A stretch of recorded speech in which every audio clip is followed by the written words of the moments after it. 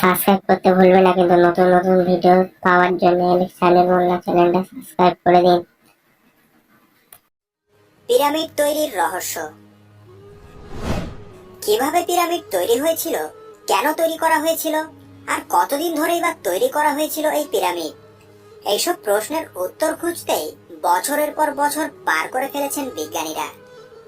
আজ থেকে প্রায় 4700 বছর আগে নির্মিত হলেও এই বিষয়টা বিজ্ঞানীদের মাথা ঘোরাচ্ছে এখনো। কিভাবে মিশরীয়রা এই অদ্ভুত, সুন্দর, রহস্যময় জিনিস তৈরি করলো, ঘুরে ফিরে বারবার একই প্রশ্ন জট পাকাচ্ছে। প্রাচীন মিশরীয় সভ্যতার অনেক কিছুই পিরামিডের মধ্যে লিখিত রয়েছে।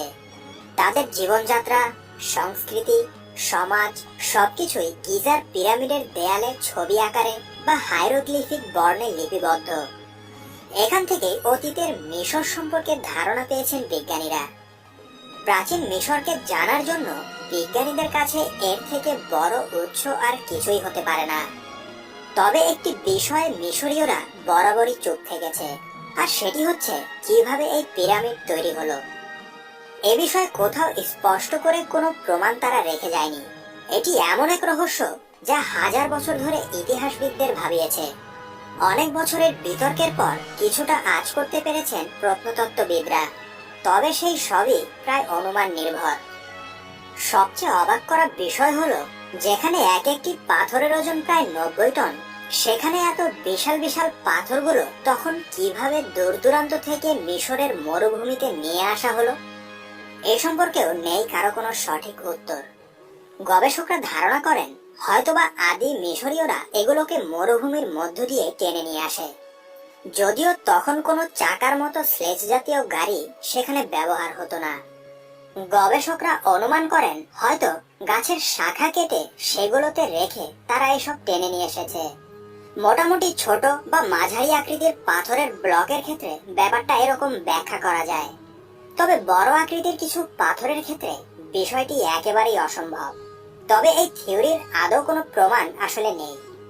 অন্যদিকে মিশরীয় চিত্রকর্ম থেকেও পাথর টানার কোনো হদিস মেলেনি। এর পরের প্রশ্ন, কিভাবেই বা এত ভারী ভারী পাথর নিরবিচ্ছিন্নভাবে পিরামিডের উপরে তোলা হয়েছিল? প্রাচীন গ্রিক ইতিহাসবিদদের মধ্যে যারা জন্মগ্রহণ করেন, পিরামিড নির্মাণের শেষকালে তাদের ধারণা ছিল মিশরীয়রা এই ক্ষেত্রে ঢালু কোনো তল ব্যবহার করত, যেটা ছিল অনেকটা সিঁড়ির মতো।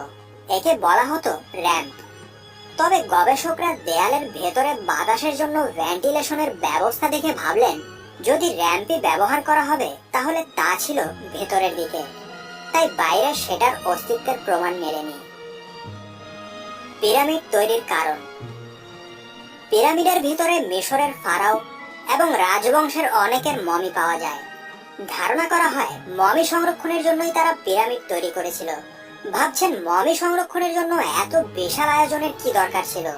অন্যভাবেও তো সংরক্ষণ করা যেত। আসলে প্রাচীনকালে মিশরীয়রা বিশ্বাস করত মানুষ মারা গেলেই জীবন শেষ হয়ে যায় না, বরং এরপরও আছে জীবন। এজন্য মিশরের ফারাওরা মারা গেলে তাদের বংশধরেরা মৃত্যুর পর যাতে তাদের কোনো কষ্ট বা অসুবিধা না হয়, তার জন্য তাদের দেহকে মমি করে পিরামিডে রাখত। এছাড়া মমির সঙ্গে বিভিন্ন ধরনের খাদ্যদ্রব্য, মূল্যবান অলংকার, দেবতাদের মূর্তি, পোষা প্রাণী বা পাখিও মমি করে দিত তারা। মমির তত্ত্বাবধানের জন্য লোক নিয়োজিত থাকত। ধারণা করা হয় পিরামিড ফারাওদের মমি সংরক্ষণের জন্যই তৈরি হয়ে থাকতে পারে। তবে এর ভেতরে রয়েছে অনেক কক্ষ। কেন এত কক্ষের প্রয়োজন ছিল সে সম্পর্কে আজও জানতে পারেনি গবেষকরা।